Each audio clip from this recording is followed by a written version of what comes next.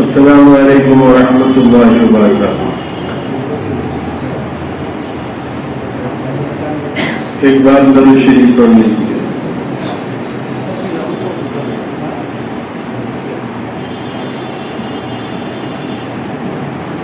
اس وقت سب سے اہم جو کام ہے وہ خطبہ سننا ہے۔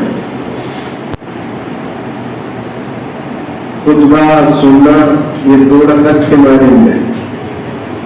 2 رکعت آپ جماعت سے پڑھیں گے اور 2 رکعت کے مانند یہ خطبہ ہے۔ آپ حضرات سے میری گزارش ہے آپ اذان ہوتے ہی مسجد میں ہو اور پھر 4 رکعت سنت پڑھیں اور خاموش ہو کر بیٹھ جائیں اور خطبہ سنیں۔ اللہ آپ کو بہت ہی قبول فرمائے۔ الحمدللہ رب العالمین والصلاة والسلام علی رسولہ الامین، اما بعد فاعوذ باللہ من الشیطان الرجیم، بسم اللہ الرحمن الرحیم، وما ارسلناک الا رحمتا للعالمین۔ اللہ تعالیٰ اس آیت میں فرماتا ہے میں نے اپنے نبی کو عالم کے لیے رحمت بنا کر بھیجا۔ نبی صلی اللہ علیہ وسلم کو کسی کی ادنا سے ادنا تکلیف بھی گوارا نہیں تھی۔ اگر مشرق کا انسان ہے اس کے پیر میں کانٹا چبھے تو اس کا دکھ درد مغرب کے انسان کو ہونا چاہیے۔ یہ تعلیم نبی صلی اللہ علیہ وسلم نے انسانیت کو دی اور فرمایا تمہاری مثال ایسے جیسے جسم ہوتا ہے اور جسم میں کوئی پھوڑا نکل آئے تو اس پھوڑے کی وجہ سے پورا بدن حرارت محسوس کرتا ہے۔ اسی طرح اگر ایک انسان کو کوئی تکلیف یا نقصان پہنچتا ہے تو اس کا دکھ درد سارے انسانوں کو محسوس کرنا چاہیے۔ بہرحال اللہ تبارک و تعالیٰ خود قرآن میں فرماتا ہے میں نے اپنے نبی کو سب کے لیے عالم کے لیے رحمت بنا کر بھیجا، انسانوں کے لیے، جانوروں کے لیے، پرندوں کے لیے، چرندوں کے لیے، سب کے لیے۔ ایک مرتبہ آپ صلی اللہ علیہ وسلم کا ایک صحابی جھاڑیوں کے پاس سے گزر رہے تھے تو وہاں دیکھا ایک چڑیا کے بہت خوبصورت بچے، انہیں یہ خوبصورت لگے اور یہ اپنی جھولی میں ان کو بٹھا کر لے کر آئے اور ان کی ماں اس صحابی کے سر پر منڈلا رہی تھی کہ میرے بچوں کو چھوڑ دے۔ اس کا مقصد یہ تھا لیکن انہوں نے نہیں چھوڑا۔ یہ رسول اللہ صلی اللہ علیہ وسلم کے پاس ان بچوں کو لے کر آتے ہیں۔ پھر آپ صلی اللہ علیہ وسلم نے پوچھا ان بچوں کو کیوں لے کر آیا ہو؟ تو اس نے سارا واقعہ بتایا کہ مجھے یہ خوبصورت لگے، ان کی ماں میرے سر پر منڈلا رہی تھی، میں نے نہیں چھوڑا۔ پھر آپ نے فرمایا یہ کام تمہارے لیے مناسب نہیں ہے، بچوں کو ماں سے جدا کرنا یہ بہتر نہیں ہے، جانور کو تکلیف پہنچانا یہ مناسب نہیں ہے، جاؤ فوراً ان کو وہیں چھوڑ کر آؤ جہاں سے لے کر آئے ہو۔ تو ہمارے نبی سراپا رحمت ہے، کسی کی ادنا سے ادنا تکلیف آپ کو گوارا نہیں تھی۔ جہاں انسانوں کے لیے رحمت ہے وہیں جانوروں کے لیے، پرندوں کے لیے بھی رحمت ہے۔ ایک مرتبہ ایک اونٹ آیا اور آپ صلی اللہ علیہ وسلم کے قدموں میں اپنا سر رکھ دیا۔ آپ نے فرمایا کس کا اونٹ ہے؟ صحابہ نے بتایا فلاں انصاری کا اونٹ ہے۔ آپ نے فرمایا اس کو بلاؤ، ان کو بلایا، فرمایا یہ تمہاری شکایت کر رہا ہے یہ اونٹ کہ کام زیادہ لیتے ہو، کھانا کم دیتے ہو۔ تو اس نے کہا جی یہ بات تو ہے۔ پھر آپ نے فرمایا یہ اونٹ مجھے بیچ دو، میں لے لیتا ہوں تم سے، اس کی جو قیمت ہے تم لے لو۔ اس صحابی نے کہا یا رسول اللہ صلی اللہ علیہ وسلم بغیر قیمت کے میں نے آپ کو یہ دے دیا۔ پھر آپ صلی اللہ علیہ وسلم نے اس کے کانوں پر ہاتھ پھیرا اونٹ کے اور اس سے فرمایا اب تم آزاد ہو، جنگل میں جہاں چاہو چلو، تمہیں کوئی نقصان اور تکلیف نہیں پہنچائے گا۔ پھر اونٹ جانے لگا، کچھ آواز اپنی زبان سے نکالی، دنگل کی آواز کرتا جو پھر آپ صلی اللہ علیہ وسلم نے اپنے صحابہ کو مخاطب فرمایا، ارشاد فرمایا، پتہ یہ وہ کیا کہہ رہا تھا؟ صحابہ نے عرض کیا، رسول اللہ صلی اللہ علیہ وسلم، اللہ اور اس کے رسول زیادہ جانتے ہیں، ہمیں اس کی آواز سنی ضرور لیکن کیا بولا یہ نہیں سمجھا۔ پھر آپ نے فرمایا یہ اونٹ جو ہے دعا دے رہا ہے کہ محمد صلی اللہ علیہ وسلم، جس طرح آپ نے مجھے امن دیا اور میں آپ کے لیے، آپ کی امت کے لیے دعا کرتا ہوں، اللہ آپ کو اور آپ کی امت کو امن عطا فرمائے۔ تو میرے بھائی، ہمارے نبی صلی اللہ علیہ وسلم انسانیت کے لیے رحمت، جانوروں کے لیے رحمت، پرندوں کے لیے رحمت۔ آپ کی سیرت کا مطالعہ کرنا چاہیے لوگوں کو۔ ہم خود نہیں کرتے مطالعہ سیرت کا۔ سیرت کی جگہ جگہ جلسے ہو، میٹنگیں ہو سیرت پر، اور آپ صلی اللہ علیہ وسلم کی سیرت کو، آپ کی اخلاق کو، آپ کی عادت کو، آپ کی سنتوں کو لوگوں میں عام کیا جائے، بتایا جائے۔ بہرحال ایک مرتبہ دو واقعہ اور سناتا ہوں آپ کو۔ ایک مرتبہ سیلاب بہت زیادہ آیا مکہ کے اندر، اور بارش کی وجہ سے جو کعبہ ہے اس کی دیواریں منہدم ہو گئی، گر گئی۔ اب مکہ کے لوگوں نے اس کو، دیواروں کو تعمیر کرایا، تعمیر تو کرا دیا، لیکن جو حجر اسود تھا وہ اس پر مقابلہ آرائی ہو گئی لوگوں میں۔ مکہ کا ہر قبیلہ یہ چاہتا تھا کہ میں اپنے ہاتھ سے اٹھا کر اس کو رکھوں۔ جہاں حجر اسود موجود ہے، دیوار میں نصب ہے، تو ہر قبیلہ یہ چاہ رہا تھا کہ میں اس کو رکھوں، میں رکھوں۔ سردار ہر قبیلے کے یہ کہہ رہے تھے، اور آپس میں لڑائیاں ہونے والی تھی اس بات پر، تلواریں نکلنے والی تھی، جھگڑے ہونے والے تھے۔ پھر آپ صلی اللہ علیہ وسلم نے مکہ کے تمام لوگوں کو جمع کیا اور فرمایا، بھائی ایسا مناسب نہیں۔ جو بڑے بڑے لوگ تھے سب کو بٹھایا، اور پھر یہ بات طے پائی کہ بھائی کل صبح جو حرم میں سب سے پہلے آئے گا، فجر میں سب سے پہلے جو آئے گا وہی اس کو اٹھا کر کے نہیں دیوار میں نصب کرے گا۔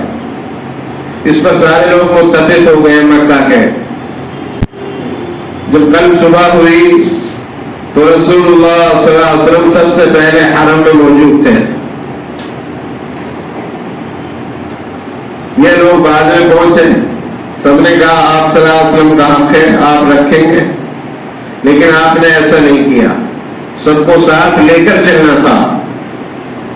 ہمارے یہاں اسلام میں، اسلام امیروں کا بھی ہے، غریبوں کا بھی ہے، کالوں کا بھی ہے، گوروں کا بھی ہے، اور شہریوں کے لیے بھی ہے، دیہات کے سب کے لیے ہے۔ عالمگیر مذہب ہے، کسی کو کسی پر کوئی فوقیت نہیں، حسب نسب کے اعتبار سے نہیں۔ اسلام گورا چٹا آدمی ہے لیکن عمل ٹھیک نہیں تو اس کا کوئی اہمیت نہیں۔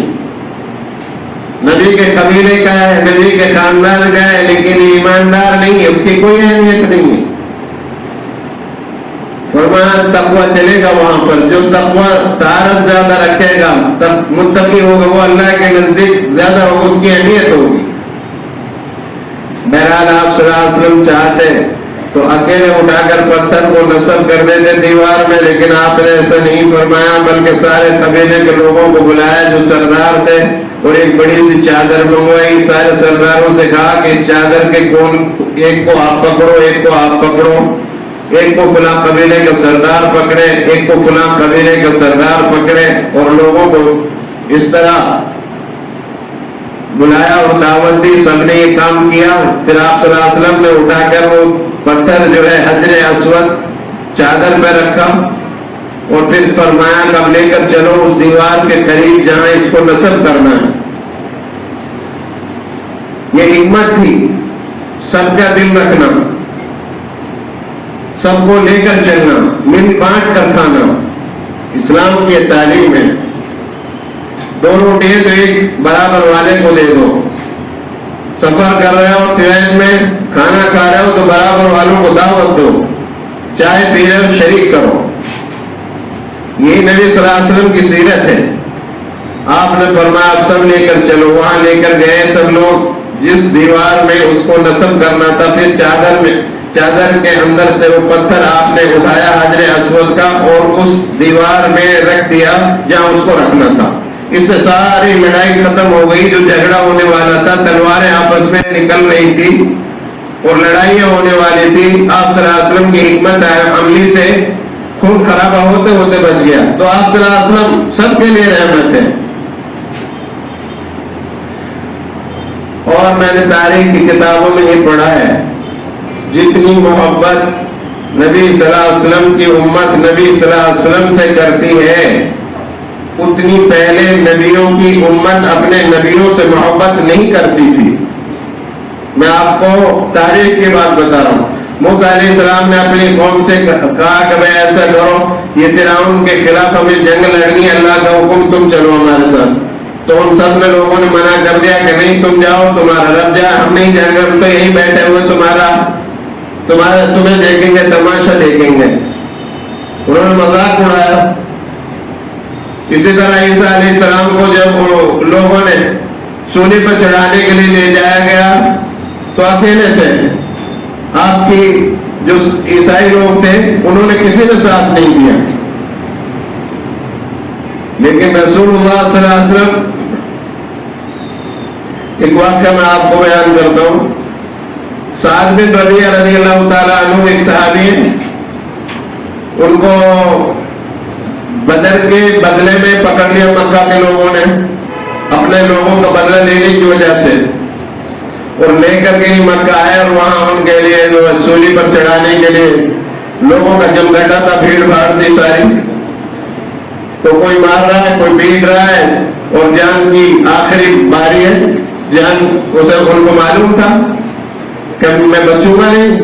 لوگ چاروں طرف سے گھیرے میرے رکھے, موقع انچی ہو رہی ہے میری, اور ابھی میری جان ختم ہو جائے گی. ان سے ایک صاحب نے کہا مشرکوں میں سے, یہ بتاؤ کیا تم یہ سمجھتے ہو کہ تمہاری جگہ اگر محمد صلی اللہ علیہ وسلم ہوتے اور تم اپنی بیوی بچوں میں رہتے تو تم اس کو پسند کرتے ہو؟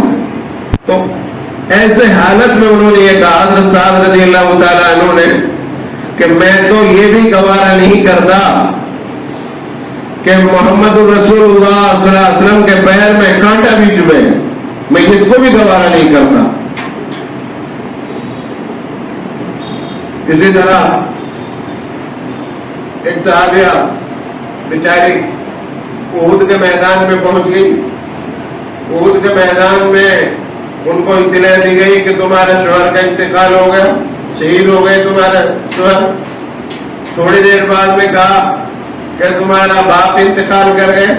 اس کے بعد تھوڑی دیر میں پتہ چلا کہ تمہارا بیٹا بھی انتقال کر گیا. جو انسان کی غم کی کیفیت ہوئی وہ ان کو بھی ہوئی, لیکن ان کا آخری یہ بات تھی کہ بتاؤ محمد رسول اللہ صلی اللہ علیہ وسلم کا کیا حال ہے.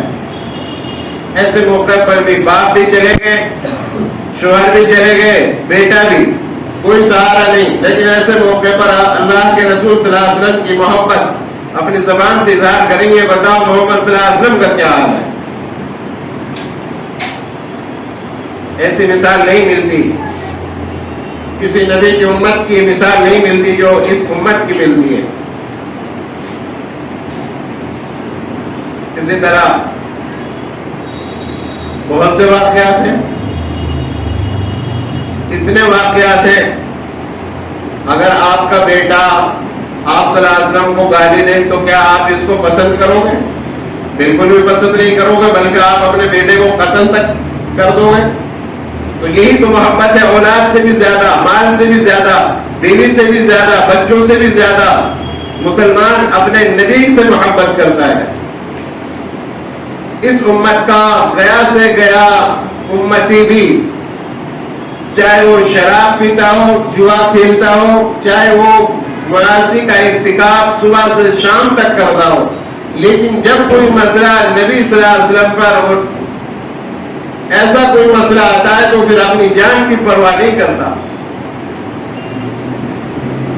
تو یہ ہے بہرحال میں یہاں پر یہ عرض کر رہا ہوں کہ آپ صلی اللہ علیہ وسلم کی جو محبت ہمارے دلوں میں ہے یہ قابل تعریف ہے، اور یہی ہماری نجات کا ذریعہ بنے گی۔ اللہ اور اس کے رسول سے محبت ساری چیزوں سے زیادہ ہونی چاہیے، تبھی ہمارا ایمان مکمل ہوگا اور تبھی ہم مومن کامل کہلا سکتے ہیں۔ لیکن ہمیں چاہیے کہ ہم جو ہے ایسے وقت پر جو ہے اللہ کی طرف متوجہ ہوں، توبہ اور استغفار کریں، اللہ سے معافی اور تلافی کریں، نبی صلی اللہ علیہ وسلم کی سیرت کو جگہ جگہ بیان کیا جائے، نبی صلی اللہ علیہ وسلم کی سیرت پر خود بھی عمل کریں، اوروں کو بھی عمل کرنے کی تلقین کریں۔ یہ ہمارا اور آپ کا کام ہے۔ اب کوئی نبی نہیں آئے گا، نبی صلی اللہ علیہ وسلم کی یہ امت ہی کام کرے گی انبیاء کا۔ بہرحال تھوڑا سا میں آپ کو حج کے متعلق بتاتا ہوں۔ جو یہ حج ہو رہا ہے، اسلام سے پہلے ابراہیم علیہ السلام کے بعد جو ہے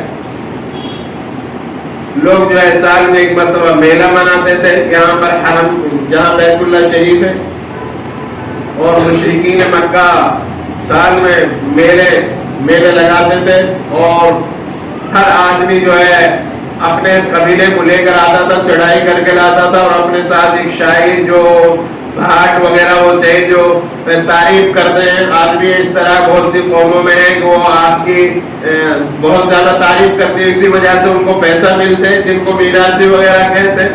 تو یہ جو ہے حضرات جو ہے مشرکین جو ہے اس طرح کرتے تھے، سال میں میلہ لگاتے تھے اور اپنے ساتھ ایک شاعر لے کر آتے تھے جو ان کے قبیلے کی تعریف پر تعریف اور پل باندھ دیتے تھے۔ تو اتنی تعریف ہوتی تھی، پھر جو ہے وہ قبیلہ دوسرا اس سے زیادہ اپنی تعریف کراتا تھا، اس طرح کے شاعروں کو لا کر کے نہیں، یعنی ایک دوسرے کی ہجو ہوتی تھی، ایک دوسرے کی دل آزاری ہوتی تھی، اور اسی طریقے سے پھر فریادی چلتی تھی وہاں پر دکھلاوے کے لیے کہ میں نے اتنے اونٹ ذبح کر دیے، اتنا پیسہ خرچ کر دیے، آپ نے 50 اونٹ کیے تو دوسرا 55 اونٹ کرے گا، 60 اونٹ کرے گا ذبح۔ اس طریقے سے ہی چلتا تھا، اور یہ فریادی سمجھی جاتی تھی، اور گوشت جو ہے خون جو ہے بیت اللہ کے اوپر ڈالا جاتا تھا، چھڑکا جاتا تھا، اور یہ سمجھتے تھے کہ خون اور گوشت جو ہے سب اللہ کو پہنچتا ہے۔ ننگے ہو کر برہنہ ہو کر طواف کرتے تھے بیت اللہ کا، اس کو اچھا پن اور ثواب سمجھتے تھے۔ پھر اسلام آیا، رسول اللہ صلی اللہ علیہ وسلم نے تعلیم دی لوگوں کو کہ ننگا مت ہو، اللہ نے تمہیں عزت دی ہے، لباس دیا ہے۔ یہ لباس بہت سی قومیں آج بھی ننگی رہتی ہیں، بے شرمی کی حد ہو گئی، اور پھر اسی پر بس نہیں کرتے، وہ جو ہے ان کی پوجا کی جاتی ہے باقاعدہ، اور پوجنے کی بھی ایک حد ہوتی ہے، اوپر سے دودھ اور پانی ڈالا جا رہا ہے، اور ان کی شرمگاہ سے اس کو پیا جا رہا ہے، اور اس کو اچھا سمجھا جا رہا ہے۔ اللہ نے آپ کو ایسا مذہب دیا کہ اس کی مثال نہیں دنیا میں۔ اور میں دیکھ رہی کھڑی ہو کر، ہمارے یہاں پردہ ہے، غیر محرم کے ساتھ ملوث رہنا منع کیا گیا، ہر ایک کی عزت اور عصمت بتائی گئی، اور فرمایا اللہ کے رسول صلی اللہ علیہ وسلم نے ایک غیر محرم عورت کے ساتھ اگر غیر محرم مرد تنہائی میں رہتا ہے تو تیسرا مرد شیطان عنقریب برائی میں ملوث کر دے گا۔ آپ صلی اللہ علیہ وسلم نے منع کیا کہ ننگے ہو کر طواف نہ کرو، اور پھر آپ صلی اللہ علیہ وسلم نے منع کیا کہ جو ہے اس طرح اللہ کی تعریف کرو جس طرح تم اپنے باپ دادا جو مر چکے ان کا حال کا معلوم نہیں، کہاں جائیں گے، جنت میں جائیں گے جہنم میں جائیں گے، تم ایسا مت کرو۔ آپ صلی اللہ علیہ وسلم کے کہنے پر امت راہ راست پر آئی، انسانیت راہ راست پر آئی، اور ایک دوسرے کی جو تم ہجو کرتے ہو، تعریف پر تعریف کر رہے ہو، بولے باندھ رہے ہو، یہ بالکل منع کیا اللہ کے رسول صلی اللہ علیہ وسلم۔ اور فریادی کا جو تمہارا یہ دکھا ہوا ہے، اس میں تمہیں کوئی انعام اللہ کے یہاں سے اکرام نہیں ملے گا۔ ساری جگہ پر اللہ کے رسول صلی اللہ علیہ وسلم نے رہنمائی کی انسانیت، اور آج دیکھ لو آپ صلی اللہ علیہ وسلم کی برکت سے ساری دنیا کا انسان حرم میں سال میں ایک مرتبہ جن پر حج فرض ہے پہنچتا ہے، اور سب کا ایک ہی آواز ہوتی ہے، وہ ساری رسم و رواج ختم ہو گئی، اور اللہ نے بھی کہہ دیا ان لوگوں کا گمان یہ تھا کہ جو ہم قربانی کرتے ہیں اس کا خون اور گوشت اللہ کے پاس پہنچتا ہے، اس امت کو اللہ نے حکم دیا وہی بھیج دی کہ نہ خون پہنچتا ہے نہ گوشت پہنچتا ہے، میرے پاس تو تمہارے جانوروں کا جو تمہارے دل میں تقویٰ ہے وہ پہنچتا ہے۔ پہلے امتوں میں تو قربانی کا گوشت بھی کھانا حلال نہیں تھا، جائز نہیں تھا، اس امت کو گوشت کھانا حلال کر دیا۔ بہرحال اللہ کے رسول صلی اللہ علیہ وسلم نے امت کو برائیوں سے نکال کر بھلائیوں کی طرف، غلاظت سے نکال کر صفائی پر کھڑا کیا اور امت کے لیے سب کچھ کیا۔ یہ جو ہے آپ صلی اللہ علیہ وسلم نے جو حضرت خدیجہ سے شادی کی تو اس وقت 40 سال کی عمر حضرت خدیجہ کی تھی اور 2 شوہر ان کے گزر چکے تھے، بیوہ تھی 2 سے، تو 25 سال کے آپ ہیں۔ آپ یہ بتاؤ عیاشی جو عیش و عشرت ذہن میں آتی ہے وہ 25 سال کی عمر میں آتی ہے 50 سال میں؟ جب تک حضرت خدیجہ آپ کے نکاح میں رہی آپ نے کسی سے نکاح نہیں کیا دوسرا، اور جس سال ان کا انتقال ہوا اس سال آپ کی عمر تقریباً 50 سال تھی، اور پھر آپ کو ان سے اتنی محبت تھی اس سال کا نام ہی کم کا سال رکھا آپ نے۔ اور پھر حضرت عائشہ سے ہجرت کے بعد پھر وہاں ان کی عمر جب 9 سال کی تھی تب آپ صلی اللہ علیہ وسلم 50 سال کے تھے، اور ساری بیواؤں سے کیا آپ صلی اللہ علیہ وسلم نے جو نکاح کی امت کو دکھلانے کے لیے، امت کو راہ راست پر لانے کے لیے۔ بیواؤں کو منحوس سمجھا جاتا تھا، سماج میں عزت نہیں تھی، ایک ایک عورت کے کئی شوہر ہوتے تھے،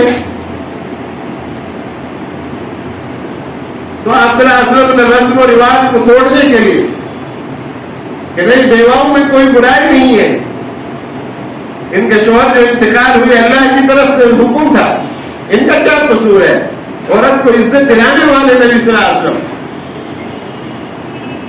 بہرحال آپ صلی اللہ علیہ وسلم نے امت کو برائیوں سے نکال کر بھلائیوں پر ڈالا اور امت کے لیے ہر وقت کہتے رہے۔ آپ صلی اللہ علیہ وسلم بچپن میں بھی معصوم، جوانی میں بھی معصوم، بڑھاپے میں بھی معصوم اور قبر کے پیٹ میں معصوم چلے گئے، اور امت کے لیے آپ راتوں میں اٹھ کر کے نہیں کھڑے ہو کر اللہ کے سامنے دعا مانگتے تھے، نماز پڑھتے تھے، اور آپ کے جسم پر ورم رہتا تھا، اتنے فکر مند تھے اللہ کے رسول صلی اللہ علیہ وسلم اس امت کے بارے میں۔ بہرحال اللہ تعالیٰ خود قرآن میں یہ فرما رہا ہے کہ کیا آپ اپنے آپ کو ان لوگوں کے لیے ہلاک کر دو گے؟ اتنے فکر مند تھے۔ کبھی اس گھاٹی میں جا رہے ہیں، مکہ کے اندر 13 سال تک جو آپ رہے ہیں، مار پٹائی کی لوگوں نے وہاں خوب برداشت کیا، آپ نے کسی نے آپ کے راستے میں کوڑا ڈالا آپ نے ان کے لیے دعا دی، کسی نے آپ کو اوپر ان کی اوجڑی ڈال دی آپ نے ان کے لیے دعا دی، بدلہ نہیں لیا۔ اور پھر آپ جا رہے ہیں، کبھی اس قبیلے میں اس گھاٹے میں کوئی قبیلہ گزر رہا ہے تو آپ وہاں جا کر پہنچ گئے اور ان کو سمجھایا کہ بھائی دیکھو ایک اللہ کی عبادت کرو، وہی ہے نفع نقصان کا مالک، موت اور حیات اس کے ہاتھ میں۔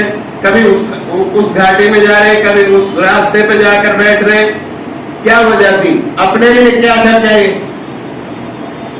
آپ انسانیت کی ہمدردی کے ناطے کہ انسان جہنم سے بچ کر جنت میں کس طرح جائے۔ تو جن لوگوں نے یہ گستاخی کی ہے، کاش وہ آپ صلی اللہ علیہ وسلم کی سیرت کو پڑھتے، آپ صلی اللہ علیہ وسلم کی زندگی کو پڑھتے تو ان کو پتہ چلتا۔ لیکن افسوس یہ ہے کہ ہم لوگ بھی سیرت کا مطالعہ نہیں کرتے، اور ہم لوگ سیرت کے جلسوں میں شرکت نہیں کرتے۔ ہمارے یہاں عصر کے بعد سیرت پڑھی جاتی ہے، چند لوگ بیٹھتے ہیں، عشاء کی نماز کے بعد ہمارے یہاں تفسیر ہوتی، چند لوگ بیٹھتے ہیں۔ بہرحال ہم لوگوں کو دلچسپی نہیں ہے، دین سے ہم بے توجہی برت رہے ہیں، نمازوں کی پابندی نہیں ہے، اللہ کے سامنے جھکنے والے لوگ نہیں رہے، اس لیے ہمارے اوپر یہ حالات آئے ہوئے ہیں۔ اگر حالات ہمارے سارے مخالف ہیں، اب ایک راستہ ہمارے پاس بچا ہے، اللہ کے جو گھر ہیں ان میں ہم آ کر کہیں اللہ کے سامنے جھک کر رونے والے بن جائیں، ورنہ ہمارے راستے سارے بند ہو چکے، صرف یہ ایک راستہ باقی ہے، اور اس سے بھی ہم دور ہوتے جا رہے ہیں، مساجد سے دور ہیں۔ تمام مسائلوں کا حل اللہ نے اس دین کے اندر رکھا ہے. ہم آپ صلی اللہ علیہ وسلم کی سیرت کا مطالعہ کریں اور آپ صلی اللہ علیہ وسلم کے اخلاق کو اپنائیں اور آپ صلی اللہ علیہ وسلم کے طریقوں کو اپنی زندگیوں میں لائیں. اپنے بچوں کو سیرت کا تعارف کرائیں اور اپنے بچوں کو دینی، جہاں ہم دنیا کی تعلیم دلاتے ہیں وہ دینی تعلیم بھی دلائیں، تاکہ دین کے بارے میں، نبی صلی اللہ علیہ وسلم کے بارے میں ہمارے بچے بھٹکے نہیں. ورنہ بہت سے مسلمان بھی اس میں بھٹکے رہتے ہیں کہ آپ صلی اللہ علیہ وسلم 40-50 سال کے ہیں اور حضرت عائشہ 9 سال کی ہے. اس پر بھٹکے ہوئے بہت سارے مسلمان. اس زمانے میں کم عمر کی بچیوں سے نکاح کرنا رواج تھا عرب کے اندر، اور حضرت عائشہ اس وقت بالغ تھی. آپ نے سنا ہوگا کئی مرتبہ کا 80 سال کا بوڑھا آدمی نے جو ہے 20 سال کی 15-18 سال کی لڑکی سے کر لیا. تو آج بھی بہت سارے رواج، اور ہم سے پہلے زمانے میں بھی یہ رواج رہا ہے، کوئی نئی بات نہیں ہے.